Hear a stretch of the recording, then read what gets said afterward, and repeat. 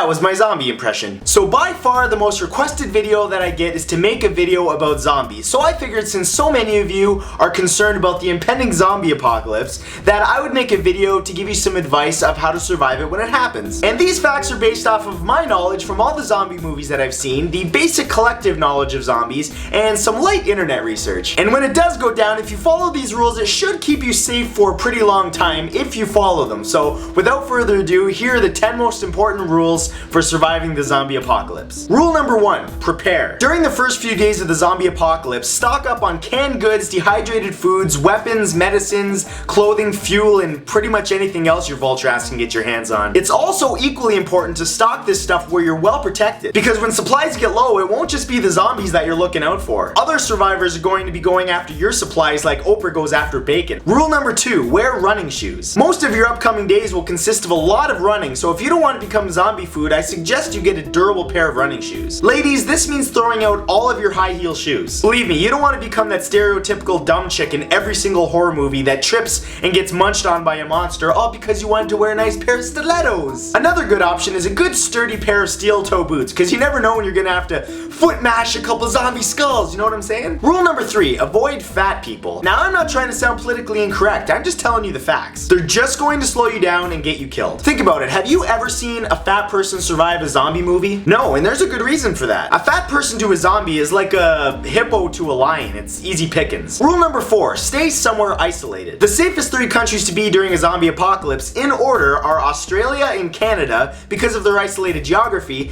and the United States because there's basically no shortage of weapons to defend yourself with. And if you really want to add extra safety, surround yourself with a body of water, because zombies aren't exactly known to be graceful swimmers. Rule number 5, always carry a weapon. Remember, the only way to kill a zombie is to destroy the brain. The best way to do this is a direct hit to the skull, so you should carry a weapon on you that's both accurate and light enough that you could pull it out at any moment's notice. Good examples are a gun, a samurai sword, or the classic baseball bat. Just be careful when you swing that shit to protect your eyes and any open wounds, because there's bound to be some gooey zombie juice that's gonna spray your way and you don't want the infection to reach your bloodstream. Rule number 6, rely on common sense. It is very important that everybody rely on their common sense during a zombie apocalypse for 2 important reasons. The first is that good common sense will come in handy by allowing you to make good decisions which should keep you alive. The second is that frankly the world is full of too many dumb people and we don't want them around when it's time to repopulate the earth, so we should just let them die off. Number 7, stay in a group. Always stay with a group of people. Remember, there's strength in numbers. Don't go off wandering like it's some Scooby-Doo mystery. You're trying to stay alive. No matter how tempting it is, never split up and never try to be a hero. Remember, the first guy to die is always the one that's like, I'll be right back.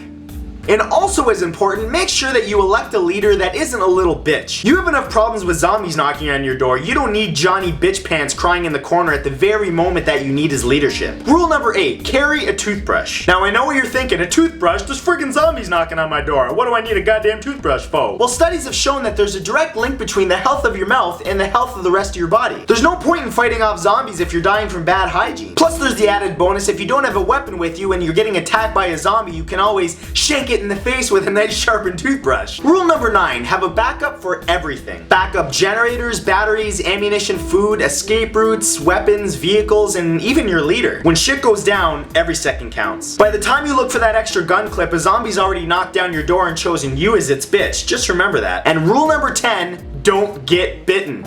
This is the most important rule. Avoid getting bitten at all costs. Because if you get bitten, it's game over for you. If you do get bitten, you basically have 2 options. One is off yourself, and the second is tell your friends. There's basically no other choice unless you're okay with becoming one of the undead. Besides, I'm sure your friends will be very gentle with that axe or chainsaw or sawed-off shotgun. So anyways, I hope this video helps you guys when the time comes. Add me to Facebook and Twitter, the links are in the description. And other than that, good luck. You're gonna need it.